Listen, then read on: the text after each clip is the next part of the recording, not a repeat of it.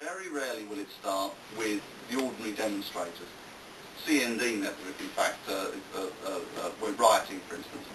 So riots start with interesting flashpoints. If you saw the G20 riot, you know the person who broke the window of the bank. There were more. Everybody stopped rioting because everybody had to get their mobile phones out to take a picture of it. So if you watch it, it's actually every single person has just stopped. The guy's trying to kick in the door. The police aren't anywhere to be seen, interesting enough, because he presumably was a policeman. And everybody's just taking photos of it. The reason, of course, is because if you don't have a violent riot, we don't have any demonstration that causes disturbance, no one, what's the point of the police being there?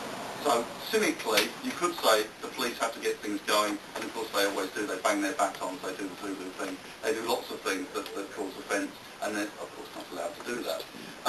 That's not to say that they don't try and do their job. The majority of them do, I have to say. But nevertheless, there are other forces at work in England which are more complicated and more problematic. The Public Order Act, as I say, replaced the Riot Act of 1986. So, if you should decide to go on a riot and you want to throw a stone, you will get 5 years. If you want to throw a petrol bomb, you'll get 8 to 10. So I suggest it's not worth the effort.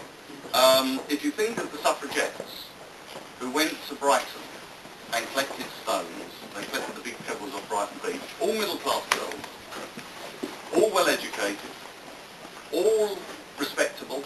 They went down, they collected stones in their skirts, brought them back to London. God knows how they brought such heavy things back, but anyway, they brought them back to London, and then they ran down Whitehall, smashing the windows with the pebbles from Brighton.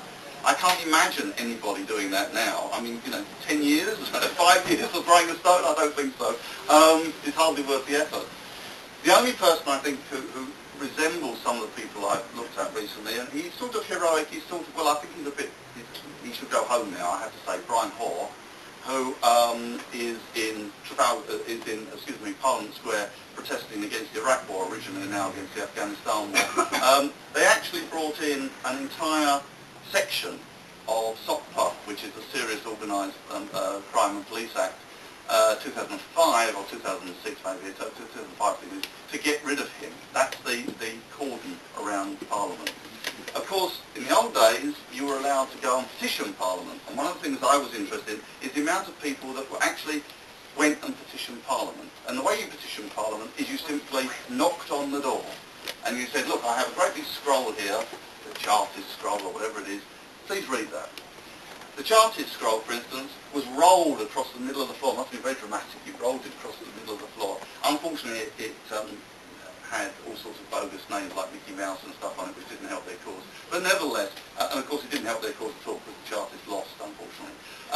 And they went on from 1839 to the mid-1850s, so very sad indeed. Most of them immigrated. Most of them went to America or joined the Marxist groups that started, the Social Democrat groups that started up later. Nevertheless, these people who petitioned Parliament, people like John Lilburne from the 17th century, who I'm sure everybody's heard of, John Lilburne spent almost his entire life telling Charles I and then Oliver Cromwell what swines they were, why they were dictators, why they shouldn't do this, shouldn't do that, and shouldn't do the other. I think he's a great guy. He was a soap maker. He spent almost his entire life in nasty prisons. His wife must have gone out of her brain because she was always bailing him out. And it actually crushed their marriage. Their marriage was destroyed by, it's quite a sad story, destroyed by the situation that he got in. But he spent his whole life petitioning Parliament. He got on Oliver Cromwell's wick. He was the leader of the Levellers, the party called the Levellers, which is the nearest I think we've had to sort of a mass democratic movement in a sense in the proletarian movement here, though there's no proletariat particularly in England. And he came along and he told Oliver Cromwell that he'd be a dictator. He said, if you're going to take over, you're going to end up the same as we got rid of, you're going to be a dictator. Oliver Cromwell said, tush, tush, go away. He didn't go away, he kept moaning at him. Oliver Cromwell did become a dictator in a sense, and Oliver Cromwell and John Lilburne died together. Equally, I think there should be a statue to John Lilburne. There isn't. He was a revolutionary soldier. He was imprisoned in Oxford. Charles I threatened to execute him, but he got away with it. And so John Lilburne is one of my favourite people. I don't think he's a very nice person. Like every fanatic, everybody who's obsessed with their own rightness, he must have been the biggest bore going. you can imagine going out with him for a drink and saying, do you want a drink, John? Yeah, okay, now let me tell you before you've even got the drink. You can imagine that all the time. I think Tom Paine would have been quite fun. Unfortunately, Tom Paine was very anti-Catholic and also anti-Semitic, which is a pity, but he's a very, one of the great revolutionaries. But with John Lilburne, you've got this idea that you can go to Parliament and you can tell Parliament off. You can tell them what you think.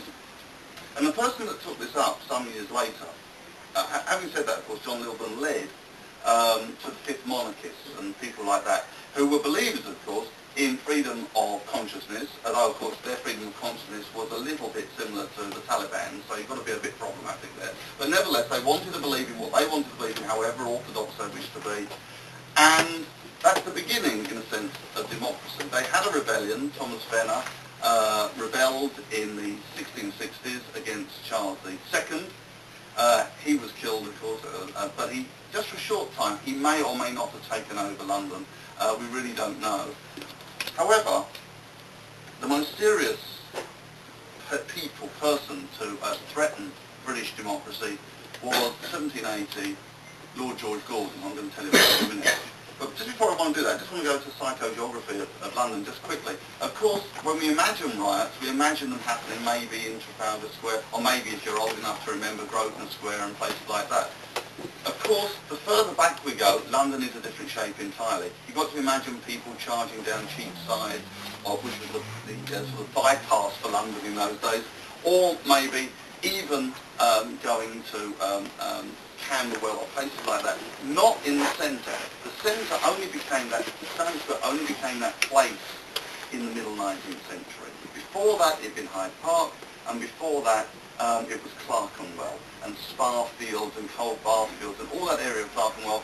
If you went there, you were clearly on the radical path. You need to be watched by all the police spies. Just about everybody was a police spy because it was quite expensive. And also, of course, very many middle class or tradesmen became spies because it was in their interest to become spies because they're protecting their shop from being smashed up. So it was in their interest. So, you know, when you read the word spy, you think, oh my goodness, that doesn't sound good things. On the other hand, you think, well, if you've got a business, you've got children and all the rest of it, you don't want your house smashed up. Remember, in those days, the way to show loyalty to rebels was to put a candle in your window. So if they were running down the road and they were saying, you know, down with the king or something, you'd have to say, oh God, am I going to go here? Yeah, all right, quickly put a candle in the window or something similar, or cockade on the door to prove I'm on your side, and you can always blow it out later or say you're intimidated. Because otherwise, to have your windows smashed would be a serious, serious financial loss. And so you couldn't afford to do that. So I'm pulled between, you know, law and order, as it were, and what would I do in the same situation, and people whose rights, who believed in parliamentary democracy, who believed in trying to get things right. How do you quite square those? It's quite difficult to do. But the man who really exemplifies this, a guy called Lord George Gordon. And Gordon started the Gordon Riots in 1780. The end result was 4 days of rioting. I'll tell you what it was about in a minute. And those 4 days of rioting produced almost as many dead and wounded people as the Battle of Yorktown, which created America. So that's the sort of devastation we're talking about. Almost as many people died in the fighting in the streets in 1780, in the Gordon Riots, as died in the fundamentally central battle of the American War of Independence. So it's a very, very big deal indeed.